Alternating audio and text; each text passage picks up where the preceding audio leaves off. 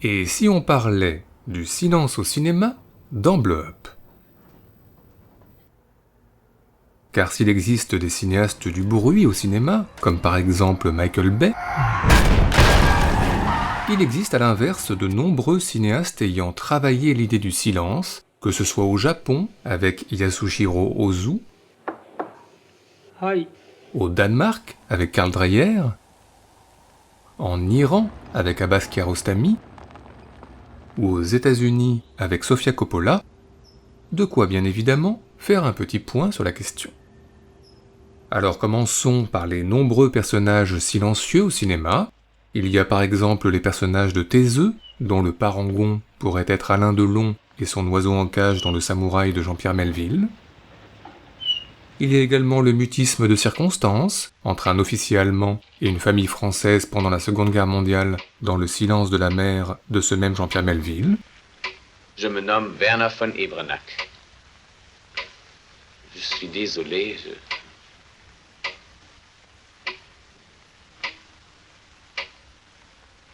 Et puis il y a les personnages sourds de naissance, comme Marlee Matlin dans Les Enfants du Silence, ou les personnages qui s'enferment soudainement dans le silence après un trauma, comme Liv Ullmann dans Persona.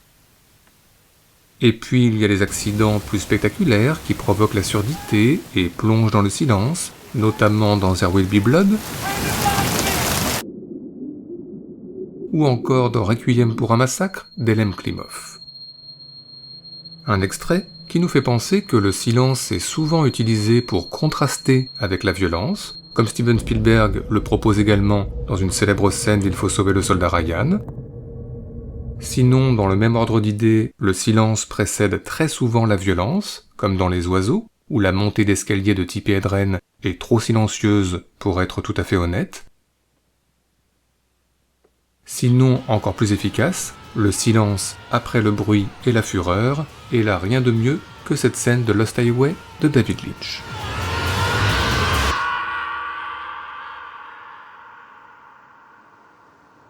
À part ça, certains films sont entièrement conçus sur cette idée de bruit incessant, puis de silence soudain, comme Rencontre du troisième type, et ces scientifiques qui ne cessent de voyager à travers le monde, d'échanger en 1000 langues dans le bruit et la confusion, pour finalement se retrouver face aux extraterrestres dans le silence.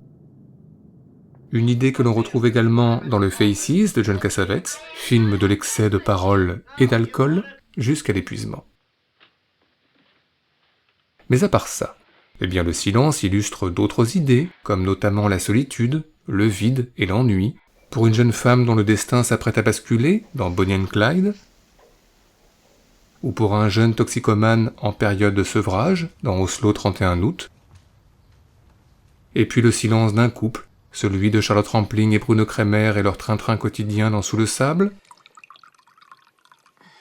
ou le silence entre Jean-Pierre Léaud et Claude Jade au bord de la rupture dans Domicile conjugal, sans oublier le silence proche de la catatonie entre Francisco Rabal et Monica Vitti au début de l'éclipse d'Antonioni.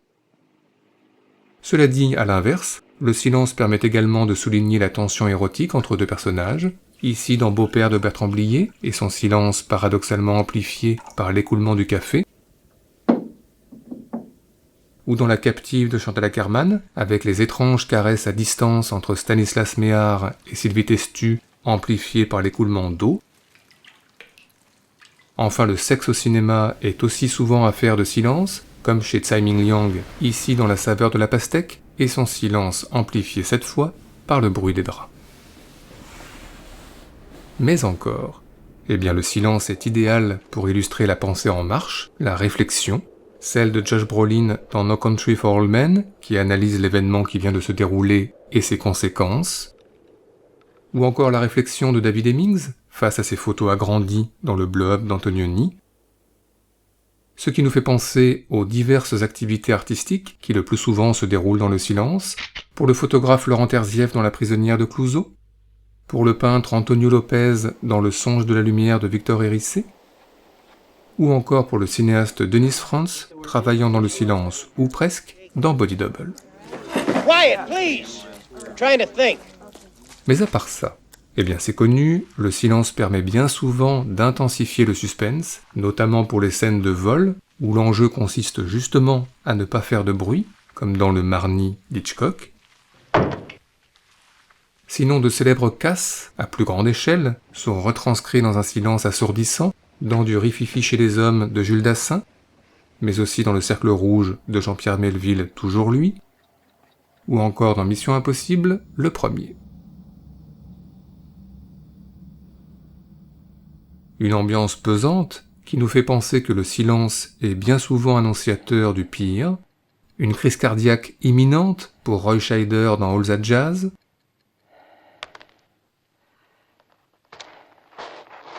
un deuil imminent dans The Fountain et son retour à la maison marqué par les sons de la ville étouffée. Sinon la mort, parfois, est noyée dans le silence, celui d'un travelling arrière dans le Frenzy d'Hitchcock, ou celui d'un plan fixe dans M le maudit de Fritz Lang. Enfin, continuité logique, le monde de l'au-delà est souvent caractérisé par le silence, notamment pour Warren Beatty au paradis dans Le ciel peut attendre. Du coup, les non-morts, comme le vampire, apparaissent souvent aux vivants dans le silence, comme dans le Nosferatu d'Herzog. Idem pour le diable tentateur, dans La dernière tentation du Christ de Scorsese, ou pour les fantômes qui hantent les films de Kiyoshi Kurosawa. Enfin, terminons ce tour d'horizon par un genre qui a toujours fait la part belle au silence, le cinéma comique. Jacques Tati, par exemple, a toujours joué du silence pour mieux intensifier certains bruits, comme les pas d'un employé dans Playtime. Pierre Etex a parfois fait de même, par exemple pour intensifier les grincements d'une porte dans Yo-Yo. Sans oublier Blake Edwards et le roulement du papier toilette dans cette célèbre scène de The Party.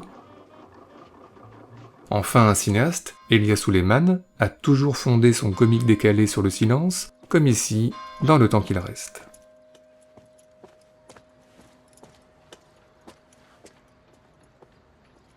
Bref, si on ajoute le rêve silencieux dans Stardust Memories, rythmé par le bruit d'une horloge, et le rêve silencieux du miroir, rythmé par un écoulement d'eau, si on ajoute les silencieux du grand blond avec une chaussure noire, et les silencieux des tontons flingueurs, et puis le double vitrage du grand soir, et la porte silencieuse de Playtime encore lui, si on ajoute le silence transpercé par un sifflet dans Titanic, et le silence transpercé par un sifflet aussi dans Prisoners,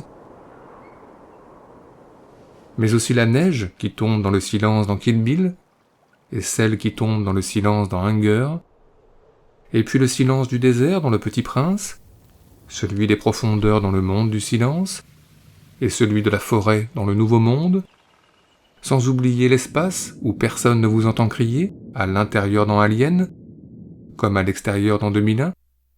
On peut dire que le silence est au cinéma décidément partout, surtout pour Summer Phoenix sur scène dans Esther Khan,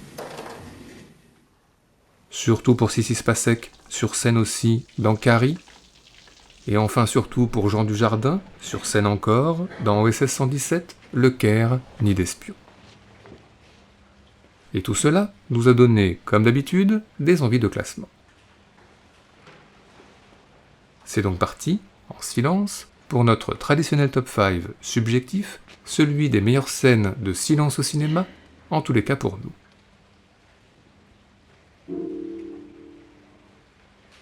Notre numéro 5, on se souvient que dans le Saint-Laurent de Bertrand Bonello, l'effervescence bruyante d'un défilé du grand couturier était interrompue par la présence du grand couturier lui-même. Eh bien, on trouve une idée un peu semblable dans le Bande de filles de Céline Sciamma, avec un retour à la cité, après un match de foot américain, dans le bruit, en tous les cas au début.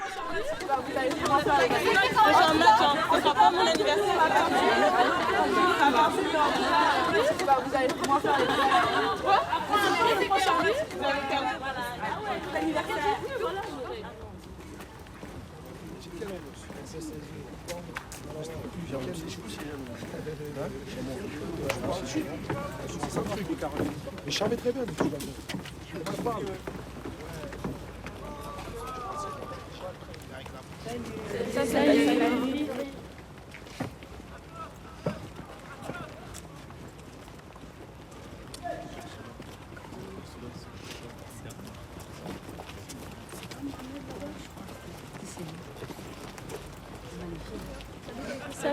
Salut.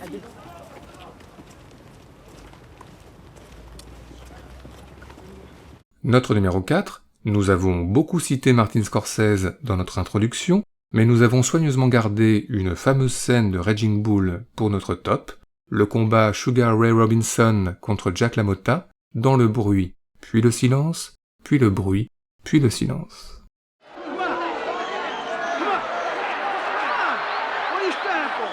Robinson, apparently tired, punched with a fairly well and rocked Jake LaMotta right to the heel. Come on, Ray.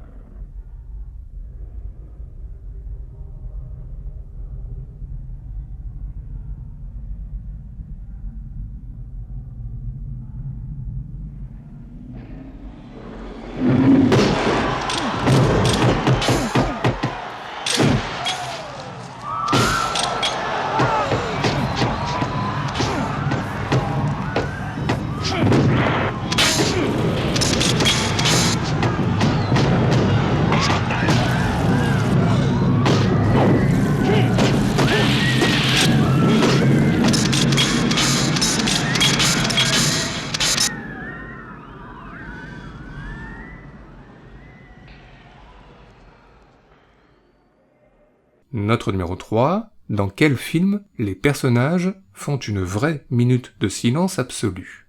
Eh bien, dans Bande à part de Jean-Luc Godard, évidemment. Bon,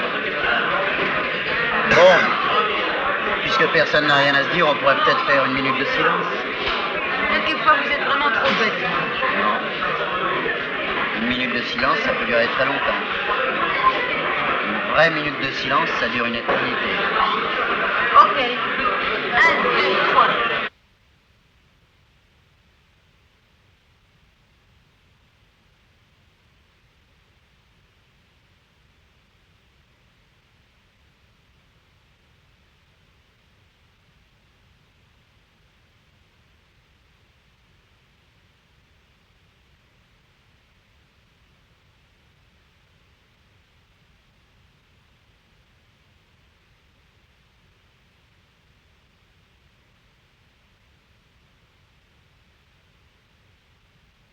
Bon, moi j'en ai marre, je vais mettre un disque. Notre numéro 2, nous avons vu que les fantômes et les vampires apparaissaient parfois dans le silence, et bien les anges aussi, en tous les cas Claudia Cardinal face à Marcello Mastroianni dans le 8,5 de Federico Fellini.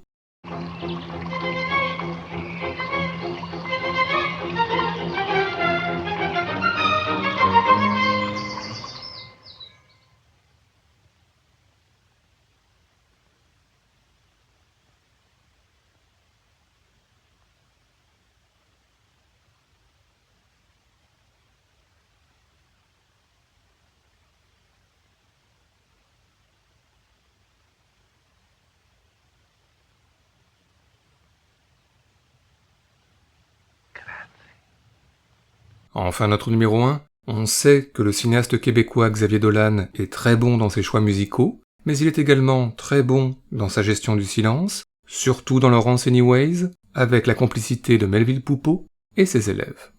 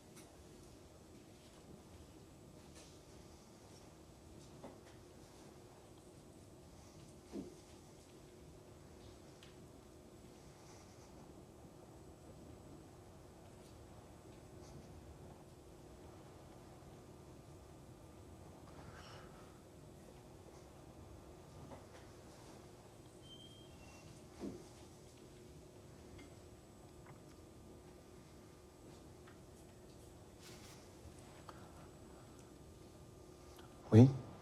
Ouais, c'est juste par rapport à la page 8, paragraphe 3, le remplaçant nous a pas bien expliqué ce qu'on avait à lire hier.